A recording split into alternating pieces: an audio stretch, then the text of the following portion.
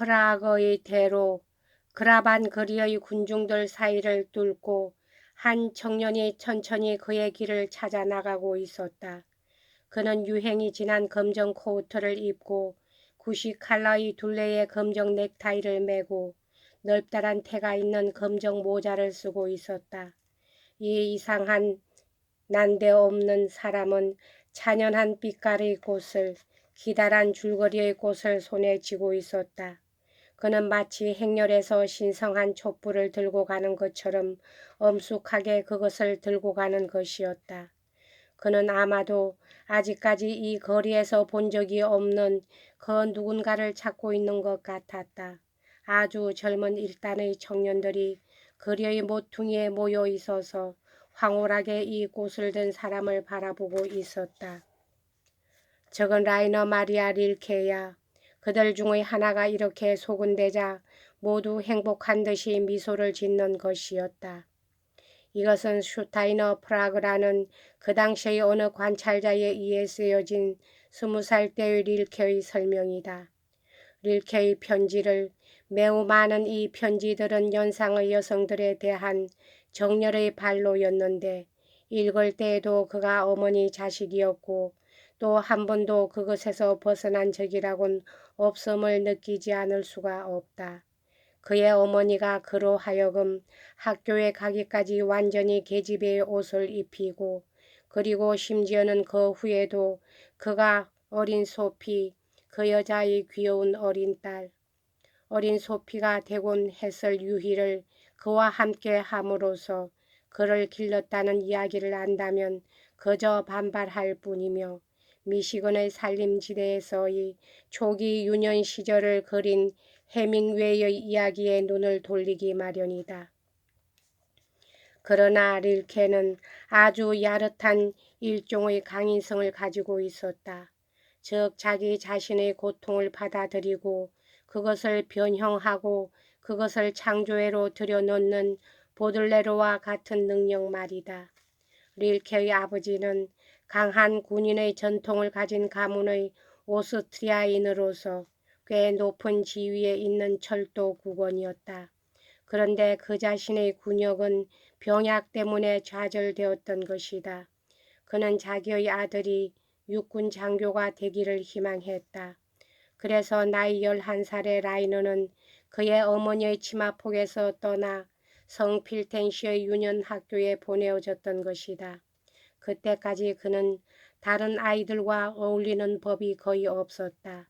심지어는 통학길에도 보모가 따라다녔다. 소란스러운 소학교 환경 속에서 그는 철두철미하게 비참했다. 그리고 아마도 자기 연민에 빠지는 것으로 스스로를 한결 더 비참하게 했는지도 모를 일이다. 그는 5년간 그곳에서 지냈다. 후에 그는 몸과 마음이 혹사당해서 기진한 상태로 그곳을 떠났다고 묘사하였고 심지어는 나아가 그 유년 학교를 도스토옙스키의 죽음의 집의 죄인 수용소와 비교하였다.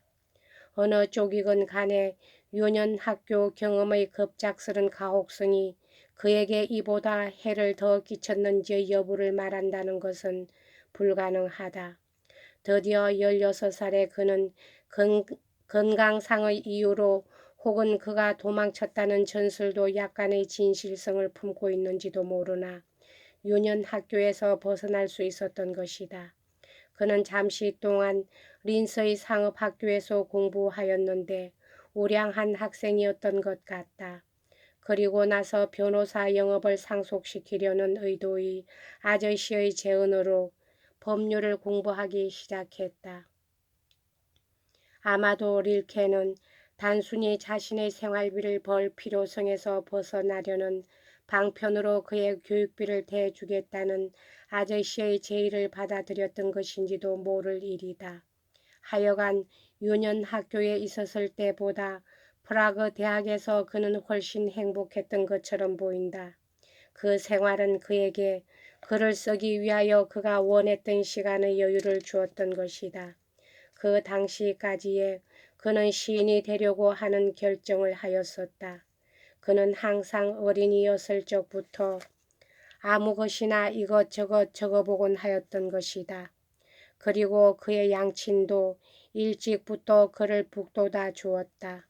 이제 나이 17에 그는 많은 양의 서투른 시를 썼으며 몇 차례나 사랑에 빠졌다. 어떤 부인에게는 30통이나 되는 편지를 썼다. 그것을 그 부인은 후일에 프러시아 문고에 팔은 바 있었다. 릴케는 언제나 굉장한 편지 작가였다. 그의 수집된 편지는 여러 권을 점하고 있다. 그리고 모든 편지는 시처럼 정성껏 쓰여져 있는 것이다.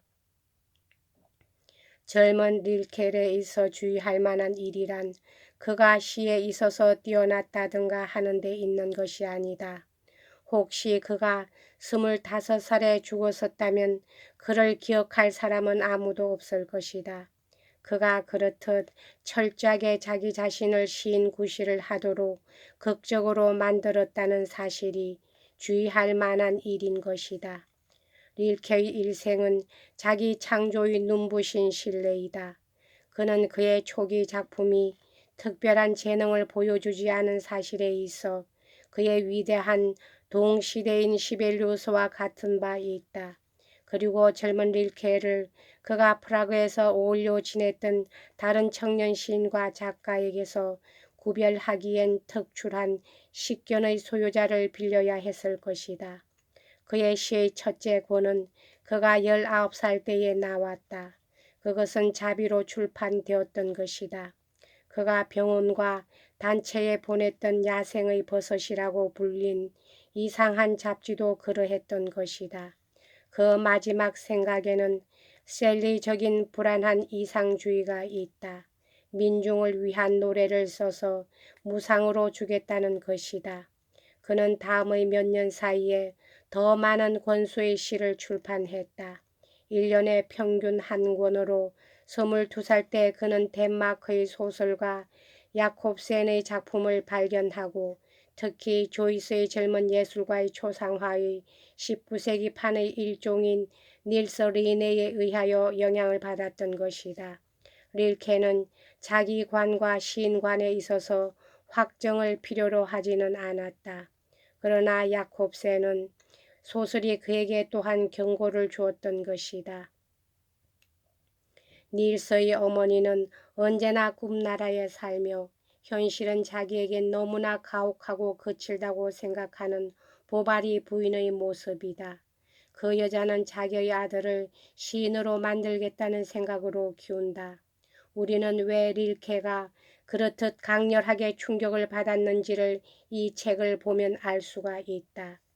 닐스는 시인의 기질을 가지고 있으나 외로움에 대한 힘, 기머거리 베토벤의 작품을 그렇듯 위대하게 한 그 힘은 없었던 것이다. 그는 사람들을 향해서 끊임없이 마음을 돌리고 긴장에서 벗어나려고 천박한 이상의 마음을 돌린다. 마침내 그는 뜨도리와 같은 자, 셀리의 알라스트와 같은 불만의 방황자, 가 되고 자기의 존재를 위한 외부적인 의지가 필요하기 때문에 군대에 입대한다. 그가 총에 맞아 죽을 때 독자는 그것이 일순이라도 너무 빠르지 않음을 느낀다. 그는 약했던 것이다. 여기까지 하겠습니다.